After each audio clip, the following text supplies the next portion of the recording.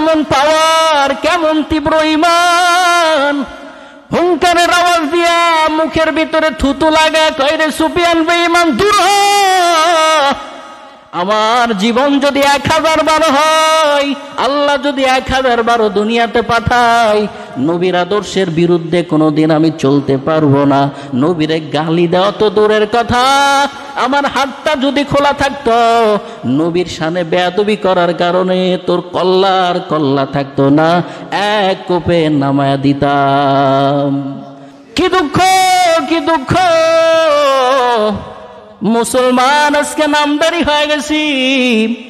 চেহারার ভিতরে তাকাইলে নবীর আদর্শ নাই, আমার শরীরে নবীর আদর্শ নাই, পরিবারের ভিতরে নবীর আদর্শ নাই, সমাজে নবীর আদর্শ নাই। এই যে নবীর আদর্শ নাই, এরপরও আমাদের কোনো চিন্তা নাই।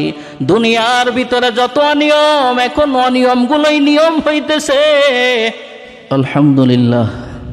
প্রাণপ্রিয় আলাদিপুরবাসী, কেমন আছেন আপনারা সবাই? বিশ্ব চরাচরের একমাত্র অধিপতি আহকামুল হাকিমিন মহান রব্বুল আলামিনের দরবারে শুকরিয়া আদায় করছি, খুশি হয়ে বলছি আলহামদুলিল্লাহ। লক্ষ কোটি দরুদ ও সালাম বর্ষিত হোক হযরত মুহাম্মদুর রাসূলুল্লাহ সাল্লাল্লাহু আলাইহি ওয়াসাল্লামের উপর। ভাইয়া সাউন্ড কি আর বাড়ান যায়? অনেক দিন ধরেই কিছু কিছু মুরব্বী রাস্তাঘাটে দেখা হইলে মহব্বতের মানুষরা বলতেন, ভুলেই গেলে এবারে আসো না। শিডিউল মিলাতে পারছিলাম না, গত 2 তারিখে আসার কথা, তো আল্লাহ শুকরিয়া, আল্লাহ আজকে নিয়ে আসলেন, আলহামদুলিল্লাহ। আপনাদের কাছে দোয়া নেওয়ার জন্য আসলাম, দেখতে আসলাম। এখান থেকে যাওয়ার পর জীবনে অনেক বড় বড় মসজিদ চালাইছি। পুরো বাংলাদেশের ভূ মন্ত্রণালয়ের সচিব জনাব আব্দুস সবুর সাহেব, গোবিন্দগঞ্জ বাস স্ট্যান্ডের পূর্বে ওনাদের গ্রাম পান্তাপাড়া বলে আর কি, রাস্তার সাথে বিশাল মসজিদ, সেখানেও খেদমত করেছিলাম। তো আসলে আপনাদেরকে খুব মিস করি। এটা দিনের জন্য, আল্লাহর জন্য, নবীর জন্য খুব ভালোবাসি আপনাদেরকে। এই ভালোবাসার টানেই আসলাম। তো সেই ভালোবাসার আলোকেই কোরআনুল কারীমের একটি আয়াত তেলাওয়াত করেছি। পবিত্র কোরআনুল কারীমের 4 নম্বর সূরা নিসার 115 নম্বর আয়াত পড়েছি। বুঝে থাকলে বলুন তো, সূরা নিসার কয় নম্বর আয়াত? 115 নম্বর আয়াত। এই আয়াতে আল্লাহ তাআলা কি বলেছেন, এই আয়াতের আলোকে আমরা কিছু কথা শুনব। তবে আলোচনার শুরুতেই 3টি শিরোনাম বলে নিচ্ছি। এই ফিতনার জামানায় কিভাবে ঈমানটারে ধরে রাখতে হয়, কোরআনের এই আয়াতের আলোকে আমরা আজকে জানব ইনশাআল্লাহ। 2 নাম্বার, জাহান্নামে যাওয়ার চিত্র কোরআনুল কারীমের আয়াতের মাধ্যমে আমরা একটু শুনব ইনশাআল্লাহ। 3 নাম্বার, জান্নাতে যাওয়ার সহজ কয়েকটি আমলের বিষয়ে মুখতাসার কিছু কথা শুনবো ইনশাআল্লাহ। আল্লাহ আমাদের এই 3টি শিরোনামের উপরে কিছু আলোচনা শোনার, করার, বলার তৌফিক দান করুন, বলি আমিন। আল্লাহ তাআলার অমীয় বাণী, ওয়ামাই ইউশাকিকির রাসূল মিন বা'দি মা তাবায়্যানা লাহুল হুদা ويتبع غير سبيل المؤمنين نوله ما تولى ونصله جهنم وساءت مصيرا। সূরাতুন নিসার 115 নম্বর আয়াতে আল্লাহ তাআলা বলেন, ওয়ামাই ইউশাকিকির রাসূল, ইউশাকিকি মানে যারা প্রত্যাখ্যান করে, বিরুদ্ধাচারণ করে। ইউশাকিকু শব্দটি মুজারের সিগা, এর মাজদার হলো আল মুশাক্কাকাতু, অর্থ হলো যারা প্রত্যাখ্যান করে। ওয়ামাই ইউশাকিকির রাসূল, যে ব্যক্তি আল্লাহর নবীর আদর্শকে প্রত্যাখ্যান করে চলে, নবীর যে আদর্শ রয়েছে আদর্শ মানে না, নবীর আদর্শ চাইতে দুনিয়ার আদর্শ অনুযায়ী জীবন অবলম্বন করে। মিন বা'দি মা তাবায়্যানা লাহুল হুদা, আল্লাহ বলেন অথচ হিদায়াতের রাস্তা স্পষ্ট হওয়ার পরেও এখানে এমন কোনো মুসলমান নাই, কাউকে যদি জিজ্ঞাসা করি বলেন তো নবী সত্য নাকি মিথ্যা, এত আস্তে কেন? আপনাদের আওয়াজে তো মসজিদ কাঁপতো আগে, ঠান্ডা লাগতেছে নাকি? আমার নবীর আদর্শ কেমন? দিবালোকের নাই স্পষ্ট। নবীর আদর্শ ছাড়া দুনিয়াতে শান্তির কোনো রাস্তা আছে নাকি? আখেরাতে বাঁচার কোনো রাস্তা আছে নাকি? এইটা কিন্তু সবাই জানি। আল্লাহ বলেন মিন বা'দি মা তাবায়্যানা লাহুল হুদা, হেদায়েতের পথ স্পষ্ট হওয়ার পরেও যারা আমার নবীর আদর্শ মানবে না, ইয়াত্তাবি'i মানে যারা অনুসরণ করবে গায়রা সাবিলিল মুমিনিন, মুমিনদের পথ ব্যতীত পশ্চিমা আদর্শ দুনিয়ার আদর্শ, আল্লাহ বলেন নুওয়াল্লিহি, আমি আল্লাহ তাদেরকে চলার তৌফিক দিব, মা তাওয়াল্লা, যেইভাবে তারা দুনিয়াতে চলতে চায়, ওয়া নুসলিহি, আমি আল্লাহ তাদেরকে জ্বালাইব জাহান্নাম, জাহান্নামের ভিতরে, ওয়াসাআত মাসীরা, আর ওই জাহান্নাম কতই না নিকৃষ্ট ঘর, কতই না আযাবের ঘর। এ আয়াতের শানে নুজুল, মাঝে মাঝে মক্কার এখানে সেখানে অলিতে গলিতে চিল্লাইতেন মুহাম্মদ রে নিজের জীবনের চাইতে বেশি ভালোবাসি, কিন্তু সাহাবায়ে কেরাম যখন বলতেন নবী যে আদর্শ অনুযায়ী চলতে বলে সেগুলো মানো না কেন, আজগবি মুখরোচক কথা দিয়ে চাপা মেরে সেখান থেকে চলে যাইত। কথাটা বুঝতেছেন শানে নুজুল? মানে বলতো নবীকে খুব ভালোবাসি। হযরত আবু বকর রাদিয়াল্লাহু তাআলা আনহু বলতেন তো ভালোবাসো নবীর আদর্শ মানো না কেন? তখন চাপা মারতেন, চাপা, আরে বেটা আদর্শ মানি না মানে নবীকে ভালোবাসলেই তো দুনিয়া আখেরাত আমাদের সফল কাম। আবু বকর রাদিয়াল্লাহু তাআলা আনহু, ওমর রাদিয়াল্লাহু তাআলা আনহু এগুলো শুনে মনক্ষুণ্ণ হইতেন। আল্লাহ রাসূল সাল্লাল্লাহু আলাইহি সাল্লামের কানে গেল, তিনিও একটু মনক্ষুণ্ণ হইলেন। আমাকে ভালোবাসে অথচ আমার সুন্নাহ মানে না, আমার বিরুদ্ধে ষড়যন্ত্রে লিপ্ত হয়, আমার আদর্শ সমাজে বাস্তবায়িত হোক এইটা তারা চায় না, আমার আদর্শ এই মদিনার ভিতরে মক্কার ভিতরে বাস্তবায়িত হোক এইটা তারা চায় না। তখন আল্লাহ তাআলা আয়াতের শানে নুজুল হিসেবে এই ঘটনা তাফসির ইবনে কাসিরে লিখছেন, আল্লাহ বললেন জিবরাইল যাও আমার নবীর এই আয়াতটা শোনায় দাও, ওয়া মান ইউশাকিকির রাসূল মিন বা'দি মা তাবায়্যানা লাহুল হুদা ওয়া ইয়াত্তাবি' গায়রা সাবিলিল মুমিনিন নুওয়াল্লিহি মা তাওয়াল্লা ওয়া নুসলিহি জাহান্নাম ওয়া সাআত মাসীরা। যে ব্যক্তি নবীর স্পষ্ট হিদায়াত সুন্নাহ দেখার পরও সেগুলো মানবে না, আল্লাহর কোরআন নবীর সুন্নাহ অনুযায়ী জীবন চালাইবে না, সমাজ চালাইবে না, আল্লাহ তাআলা বলেন নুওয়াল্লিহি, আমি আল্লাহ তারে চলার তৌফিক দিব, মা তাওয়াল্লা, যা সে চলতে চায়, যা সে করতে চায়, ওয়া নুসলিহি জাহান্নাম, এবং পরিশেষে তাকে জাহান্নামে ঢুকাবো, ওয়া সাআত মাসীরা, আর এই নিকৃষ্টতম জাহান্নাম কতই না ঘৃণিত। उल्फत है न औलाद से न माल जर से, उल्फत है न औलाद से न माल जर से, समझा हो अजीज आपको दिल जान जिगर से, समझा हो अजीज आपको दिल जान जिगर से। दीदार खुदा जलवाए अहमद है नजर में, दीदार खुदा जलवाए अहमद है नजर में, क्या ईद का दिन अरशाए माशर है हमारा, क्या ईद का दिन अरशाए माशर है हमारा। ভাইয়ের আমার, এজন্য আল্লাহ নবীর সুন্নাহ অনুযায়ী যদি কেউ না চলে আল্লাহরও কোনো এতে আফসোস নাই।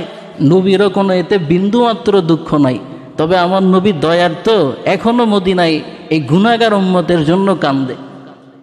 এখন বলবেন হাফিজ ভাই, নবীর আদর্শ অনুযায়ী না চললে আল্লাহর দুঃখ নাই, নবীর দুঃখ নাই? তাফসিরে জালালাইনে লিখেছেন, আল্লাহ বলেন, শব্দগুলোর দিকে একটু দেখেন না, নুয়াল্লিহি মা তাওয়াল্লা, এই তুই যা করতে চাও আমি আল্লাহ সেইটাই করার তৌফিক দিব। আল্লাহ নবী বললেন দাড়ি লম্বা করো, মোস কাটো। এখন আমরা কি করি? পশ্চিমা স্টাইল, মোস্টারে লম্বা করি, দাড়িটারে কেটে ফেলাই, ঠিক না? যাদের দাড়ি নাই মাইন্ড করেন না, বুঝার জন্য বলতেছি। আল্লাহ রসুল সাল্লাল্লাহু আলাইহি সাল্লাম বললেন মাথায় টুপি রাখো, লম্বা জামা পরো। আমরা কি করি?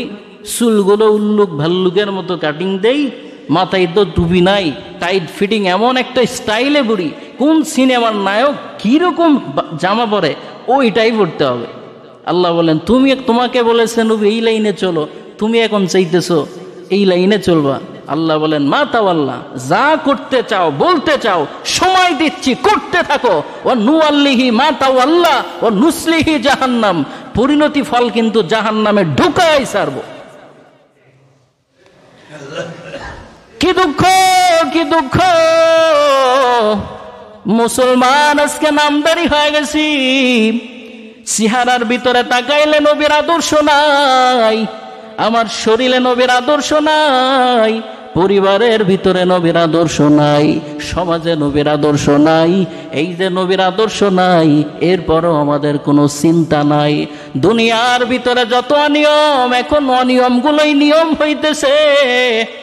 যত হারাম কাজ এগুলোই জানি হালাল হওয়ার সম্ভাবনা চলতেছে। কাউকে গালি দেওয়া গুনাহ, কারো বিরুদ্ধে চলা গুনাহ, কাউকে সাথে শত্রুতা পোষণ করা গুনাহ, এগুলো এখন পান্তাবাত হয়ে গেছে। আল্লাহর নবী বলেন আমার আদর্শ অনুযায়ী চলো, দুনিয়া আখিরাতে আমি আল্লাহ শাহেনশাহ বানায় দিব। আল্লাহ নবীর আদর্শ অনুযায়ী চলেছেন রে বাবা, জীবনটাও দিয়ে দিছেন, বিন্দু মাত্র কোনো আফসোস করেন নাই। মায়ার নবীর এক সাহাবী, মায়ার নবীর এত ভালোবাসতেন রে বাবা, খুবাইব রাদিয়াল্লাহু তাআলা আনহু তার নাম। আয়াতটা নাজিল হওয়ার পর দিনরাত 24 ঘন্টা নবী যেইভাবে চলেন, যেইভাবে চলতে বলেন ওইভাবে চলার ফিকির করেন। বেঈমান মক্কার কাফিররা কৌশল করে খুবাইবরে ধরে নিয়ে গেছে যুদ্ধের প্রতিশোধ নেওয়ার জন্য। খুবাইব রাদিয়াল্লাহু তাআলা আনহুরে ধরার পর চতুর্দিকে মাইকিং করে আওয়াজ শোনায় দিস, এ মুহাম্মাদের একজন সাহাবীরে কতল করা হবে, কে কোথায় আছো? মক্কার তানিম নামের প্রান্তরে সবাই চলে আসো অমুক সময়। হযরত খুবাইব রে এবার কতল করবে। সব বেঈমান চতুর্দিক থেকে দল বল ভেঙ্গে আসছে। জনসমুদ্র একটা মুসলমানকে মারবে, মুসলমান একজন, তারে হত্যা করা হবে। কি মজার আকর্ষণ নিয়ে তারা হাজির হয়ে গেছে। এবার খুবাইব রে ফাঁসির মঞ্চে উঠানোর পূর্বে বেঈমানেরা ডাক দেয়, বলে রে খুবাইব, তুই তো নবীর আদর্শ অনুযায়ী চলতে চাও, এত কষ্ট দিলাম এরপরও ভুললি না। কি মন চাই ফাঁসির পূর্বে বল, যা চাইবি তাই দিয়া দিব। বলে 2 রাকাত নামাজ পড়ার সুযোগ করে দে। খুবাইব এবার 2 রাকাত নামাজ দ্রুত গতিতে শেষ করলেন। সাহাবায়ে কেরাম দীর্ঘ সময় নিয়ে নামাজ পড়তেন। বেঈমানেরা জিজ্ঞাসা করল, রে খুবাইব, এত তাড়াতাড়ি নামাজ শেষ করলি কেন? খুবাইব এবার হুঙ্কারের নজরে ডাক দিয়ে বলে, বেঈমান, দীর্ঘ সময় লাগাইলে তোরা বলবি, ভাববি মুসলমান ফাঁসির ভয়ে নামাজে সময় বিলম্ব করতেছে। আল্লাহর কসম, এই জন্য আমি দীর্ঘ সময় নেই নাই, অল্প সময়ের ভিতরে মালিকের দরবারে সিজদা দিয়ে দুনিয়ার শেষ নামাজ পড়ে আমি ফাঁসিতে মঞ্চে ওঠার জন্য তৈয়ার হয়ে গেলাম। আল্লাহু আকবার। এবার খুবাইব রে বেঈমানেরা শুলের মঞ্চে উঠাইছে, 2টা হাত এইরকম করে বাঁধছে। কাঠ মিস্ত্রিরা একটা তক্তা আর একটার সাথে লাগানোর জন্য যেমন পেরেক লাগায়, এইভাবে করে খুবাইব রে 2 হাতের ওপরে পেরেক লাগানো শুরু করে দিস। ও আল্লাহর গোলাম, একটু চিন্তা করেন, আমার শরীরটা যদি দেয়ালের সাথে লোহা দিয়ে আটকায় দেয় কেমন কষ্ট হবে। এবার হাতে পায়ে সব জায়গায় পেরেক দিয়ে আটকাইছে। বেঈমান আবু সুফিয়ান ধারালো একটা অস্ত্র নিয়ে হাজির। খুবাইবের সামনে গিয়ে কয়, রে খুবাইব, তোর এই আযাব মাফ করে দিব, মুহাম্মদ রে যদি একটা ছোট গালি দাও, একটা শব্দ উচ্চারণ কর, এই একটা শব্দ বলার কারণে তোর ফাঁসি আযাব মাওকুফ হয়ে যাবে। কি ইমান, কেমন পাওয়ার, কেমন তীব্র ইমান! হুঙ্কারের আওয়াজ দিয়া মুখের ভিতরে থুতু লাগা কয়, রে সুফিয়ান বেঈমান, দূর হ। আমার জীবন যদি 1000 বার হয়, আল্লাহ যদি 1000 বার দুনিয়াতে পাঠায়, নবীর আদর্শের বিরুদ্ধে কোনোদিন আমি চলতে পারবো না। নবীরে গালি দেওয়া তো দূরের কথা, আমার হাতটা যদি খোলা থাকতো, নবীর শানে বেয়াদবি করার কারণে তোর কল্লার কল্লা থাকতো না, এক কোপে নামায়া দিতাম।